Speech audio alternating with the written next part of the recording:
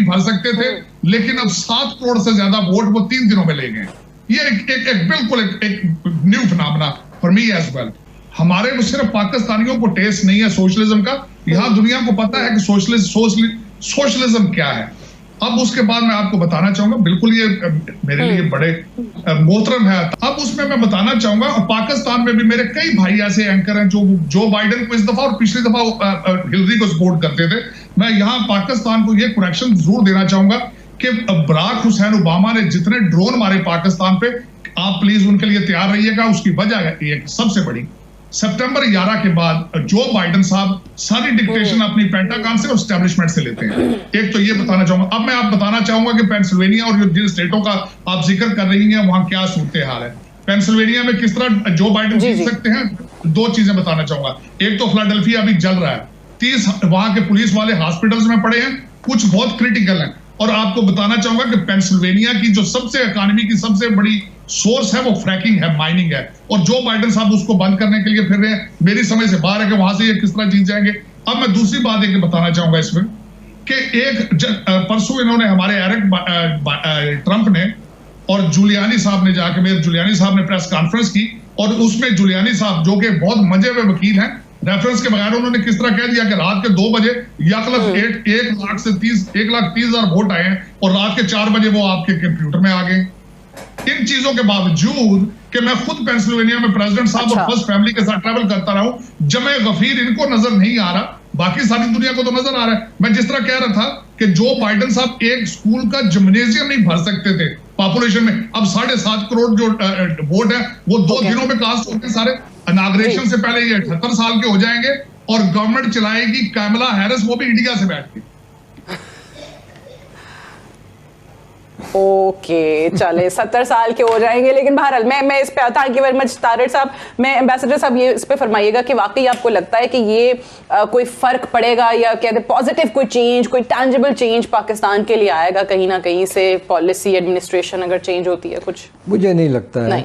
अच्छा। क्योंकि देखें, अमेरिका अपने मफाद की वजह से जो भी करेगा वो अपने मफाद के लिए करेगा, और हमें इसकी बिग पिक्चर देखनी चाहिए। और बिग पिक्चर ये है कि एक नई सर्द जंग शुरू हो चुकी है अमेरिका और चीन के दरमियान, और उस सर्द जंग में अमेरिका हिंदुस्तान के साथ मिलके चीन को कंटेन और कन्फ्रंट करना चाह रहा है। और एक ये जो स्ट्रेटेजिक पार्टनरशिप जो डेवलप हो चुकी है हिंदुस्तान और अमेरिका के दरमियान, ये ट्रंप साहब के ज़माने में नहीं हुई थी, ये तो पहले ओबामा और उससे पहले जॉर्ज बुश के ज़माने से। तो ये सिलसिला मेरे ख्याल में चलता रहेगा, क्योंकि जैसे मैंने आपसे अर्ज़ किया कि ये एक सर्द जंग है चीन के ख़िलाफ़, और उसमें हिंदुस्तान इनका हामी है और पार्टनर है अमेरिका का। तो उस के नज़रिए से अगर हम देखें तो पाकिस्तान को जो नुकसान होगा आगे जाके वो वही चीज़, क्योंकि यही पॉलिसी अमेरिका की तरफ से चलेगी, क्योंकि जब अमेरिका हिंदुस्तान की काबिलियत बढ़ा रहा है, उसकी दिफाई काबिलियत बढ़ा रहा है चीन के ख़िलाफ़, वो दिफाई काबिलियत हमारे ख़िलाफ़ भी इस्तेमाल हो सकती है, नंबर 1। दूसरी चीज़ ये है कि जो हिंदुस्तान उनका जब हामी है, तो जो हिंदुस्तान हमारे ख़िलाफ़ इल्ज़ामात लगाता है दहशत गर्दी का और दूसरी चीज़ों के बारे में, तो वो भी उनकी हामी भरेंगे अमेरिका से भी, जिस तरह से ट्रंप साहब के साथ हो रहा था या पहले ओबामा प्रेसिडेंसी में भी ये हो रहा था। तो मैं खुद जो है ना ऐसी कोई कंटिन्यूटी देख रहा हूँ अमेरिकन पॉलिसी में पाकिस्तान के। वो तब्दील होती आपको नहीं दिखाई देगी जो प्रेसिडेंट ट्रंप के दौर में या उनसे पहले जो चलती आ रही है? आप कह रहे हैं कि अगर जो बाइडेन भी बनते हैं प्रेसिडेंट तो वही चीज़ चलेगी, राइट? देखें, बड़ी सादी सी कहानी है।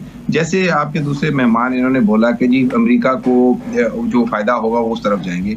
बेसिकली हर नेशन यही करती है, हर मुल्क यही करता है। पाकिस्तान को जिस चीज का फायदा होगा पाकिस्तान उसके ऊपर बात करेगा। पाकिस्तान अगर चाइना की तरफ कर रहा है आज, तो उसको फायदा नजर आता है तो वहां पे कर रहा है ना। जब उसको अमेरिका के साथ कोई रिलेशनशिप में फायदा नजर आएगा, तो ये चीजें चेंज होती रहती हैं। जो लोग ये सुबह से शाम तक ड्रोन को अलापते रहते हैं ना, तो उनके लिए तो मैं सिंपल मैसेज बोलूंगा, भाई उस वक्त बराक ओबामा या अपना जॉर्ज बुश थे इधर यहाँ पे प्रेसिडेंट, और उस तरफ वहां पे मुशर्रफ थे। तो अब वो इस वक्त सिचुएशन वो नहीं है। अभी जो प्रेसिडेंट होने जा रहे हैं वो बाइडेन है और वहां पे इमरान खान बैठे हैं। तो ये जो इनकी आपस में कन्वर्सेशन होगी, that different people, different policies, different style and different thought process, ये उस तरह नहीं होगा जिस तरह पहले। अब जो ड्रोन यहाँ पे आप जिसकी बात करते हैं, उनको उड़ाया भी बलूचिस्तान से जाता था। अब ये मतलब don't start that what you don't know. मैं आपको बड़े मजे की बात बताती हूँ।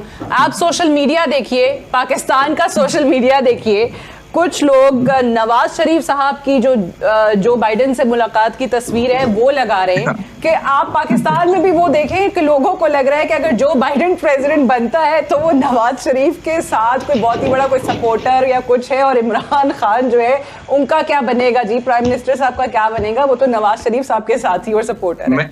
ये पाकिस्तान और पूरा सोशल मीडिया जो इस चीज के पीछे चल रहा है। जी मैं आपको एक फोटो भेजूंगा 2008 की। इमरान खान साहब को जो बाइडेन उस वक्त फॉरेन पॉलिसी के चेयर होते थे सेनेट में, उन्होंने इनवाइट करके अपने सेनेट के अंदर, उस इमरान खान उस वक्त किसी जगह के कोई, मेरा ख्याल उनके पास एक सीट अपनी ही थी सिर्फ, और उनसे मुलाकात की, और वो मुलाकात काफी लंबी, कुछ घंटे से ज्यादा वो मुलाकात की। तो ये चीजें नहीं है, people like to engage with each other. अब डोनाल्ड ट्रंप साहब अगर किसी से खुश होकर मिले हैं तो उसके बाद वो अगले मतलब उनकी पॉलिसीज में चेंज एक मीटिंग से नहीं आ गई, तो ये कहीं पे भी नहीं आती। हमें तो उसके लिए बड़ा लंबा काम करना पड़ेगा, बहुत नेगोशिएशंस करनी पड़ेगी, हमें एक स्ट्रेटेजी बनानी पड़ेगी। ये इट्स नॉट एज सच कि भी इसको हम कहें जी कि मैं जो बाइडेन के साथ हूं तो आप देखें क्या चेंजेस आए। It's not like that. हर मुल्क अपनी उसके ऊपर जो स्ट्रेटेजिक पॉलिसीज बनाता है और हालात को देखते हुए। नहीं देखिए, मैं तो ज़मीर अकरम साहब ने जैसे आपसे कहा कि उनकी पॉलिसी, इंटरनेशनल पॉलिसीज जो हैं वो एक लॉन्ग टर्म बुनियाद पे कायम होती हैं। हमारी तरह बंदों के साथ तब्दील नहीं होती कि एक बंदा आज आ गया तो उसने ये बात कर दी, कल कोई और आया तो वो किसी और तरफ चल पड़ा, ऐसा मामला नहीं है। वो अपनी जो पॉलिसी है उसको लेके चलेंगे, और पॉलिसी उनकी ज़मीर अकरम साहब ने आपको बता दिया। देखिए, बुनियादी तौर पर वहाँ पे इसका जो बाइडेन का आना जो है क्यों शायद मैं समझता हूँ मुफीद हो, दुनिया के लिए क्यों मुफीद हो, पाकिस्तान के लिए क्यों मुफीद हो। सही। अच्छा, एक चीज एम्बेसडर साहब ये बताइएगा कि जिस तरीके से पाकिस्तान के साथ जब भी जो अमेरिका का रवैया या जो भी पॉलिसीज हैं, पाकिस्तान को एक पर्टिकुलर लेंस से, अफगानिस्तान के लेंस से जो है वो देखा जाता है। ज़ाहिर है डायलॉग की जरूरत पड़ी, आपने बातचीत करनी है तो पाकिस्तान हो गया, लेकिन आपको क्या लगता है कि पाकिस्तान किस तरीके से एक मल्टीलैटरल अरेंजमेंट या एंगेजमेंट कैसे कर सकता है? कि हमारी अपनी कहीं पर कोई कमी है, क्योंकि हम भी शायद उस चीज से बाहर नहीं निकल पा रहे। अफगानिस्तान जैसा कॉम्प्लेक्स मसला जो है सिर्फ उसी की हद तक हम महदूद होकर रह गए। बदकिस्मती से हमारी जो ताल्लुकात रहे हैं अमेरिका के साथ माजी में और अभी भी, वो एक ट्रांजैक्शनल रिलेशनशिप रही है। जब भी अमेरिका को पाकिस्तान की ज़रूरत पड़ती थी वो हमसे अपने अलायंस या कोल्ड वॉर में अलायंस था हमारा, और फिर सोवियत यूनियन के ख़िलाफ़ अफ़गानिस्तान में फिर हम पार्टनर्स थे, और अब जब ये वॉर ऑन टेरर जब हुई तो फिर हम उनके साथ थे। तो ये एक ट्रांजैक्शनल रिलेशनशिप रही है। अमेरिका की तरफ से पाकिस्तान जो है उसकी स्ट्रेटिजिक कन्वर्जेंस नहीं रही आज अभी दिस इन्वायरमेंट। जैसा मैं पहले आपसे अर्ज़ कर रहा था, एक नई सर जंग कोल्ड वॉर शुरू हो चुकी है, और इन हालात में अमेरिका की स्ट्रेटिजिक कन्वर्जेंस हिंदुस्तान के साथ बनिस्बत ज़्यादा है, बल्कि पाकिस्तान के साथ इतनी नहीं है। और हमारी स्ट्रेटिजिक कन्वर्जेंस अब और बढ़ती जा रही है चीन के साथ। तो ये एक बुनियादी हक़ाइक़ जो है ये इन्हें हमें तस्लीम करना चाहिए। ठीक है, फॉरेन पॉलिसी को लेकर आखिर वो क्या चीज़ें हैं जो आप समझते हैं कि जिस पर जो बाइडेन है या डेमोक्रेटिक पार्टी है उनको वोट ज़्यादा पड़ा है, या वो कौन सी पॉलिसी थी जिसके खिलाफ वोट पड़ा है प्रेसिडेंट ट्रंप की? देखें जी, जहां तक ग्लोब के ऊपर दुनिया में रिलेशनशिप है, एब्सोल्युटली राइट, इनका कोई पॉलिसी नहीं थी हमारी पिछले 4 साल के अंदर।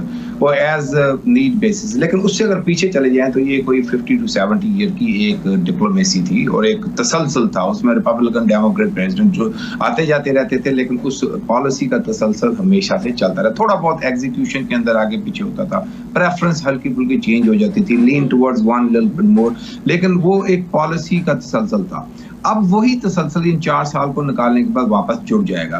लेकिन यहाँ जो पाकिस्तान और जो अमेरिका के मामले में एक थोड़ा सा ऐड करूंगा, हम सब जब बात करते हैं, आप भी, आप एंकर्स भी, तो हम उसमें पाकिस्तान का पर्सपेक्टिव और नैरेटिव को